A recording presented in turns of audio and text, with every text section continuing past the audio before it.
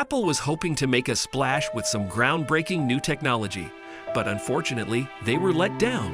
The solid-state button, whose design was said to send Android to its knees, is instead bringing Apple to its.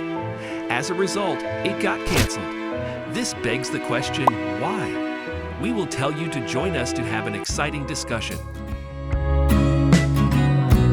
The buttons on iPhones are used repeatedly in our daily lives, making durability and reliability crucial factors in their design.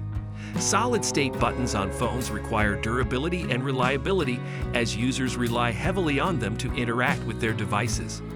Unresponsiveness or failure can cause frustration and impede effective use. Additionally, they are more prone to accidental presses. With all of this in mind, it's easy to see why building the solid-state buttons for the iPhone 15 Pro was a struggle for Apple.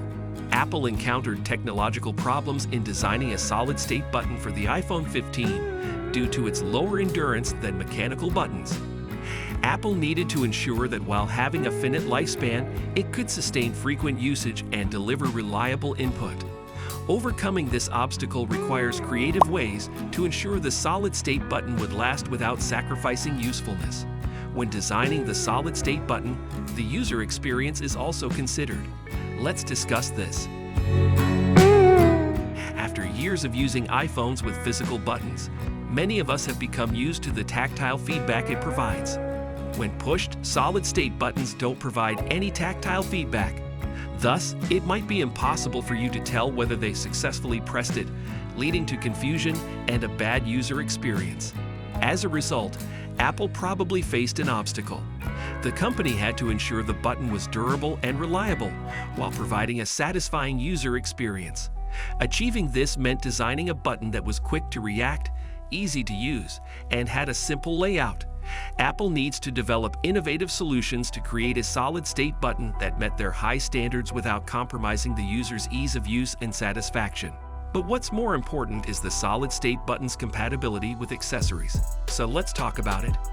But don't be a stranger here. Subscribe to our channel for more updates on your favorite gadgets. I want to know why.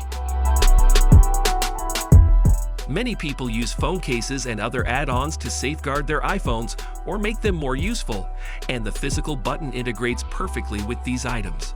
Compatibility with cases and accessories is crucial when designing a solid-state button for a phone.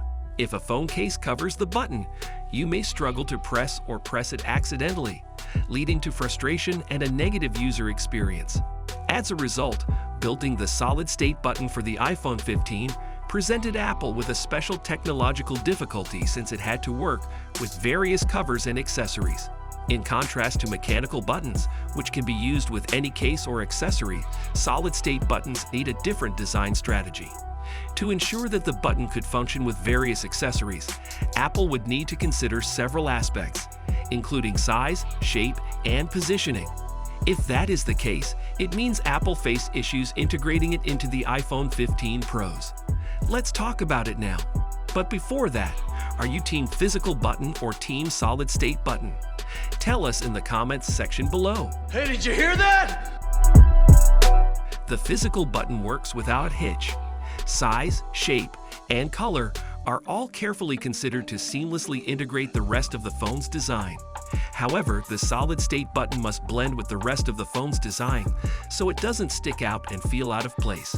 Regardless, Apple faced a formidable technical challenge when designing the solid-state button because it had to work in perfect harmony with the rest of the phone's software and hardware.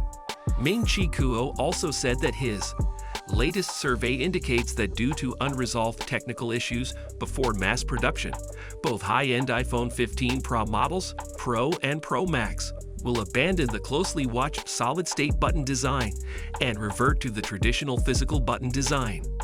Apple needs extensive testing to guarantee that the button's design and functionality work flawlessly with their hardware and software.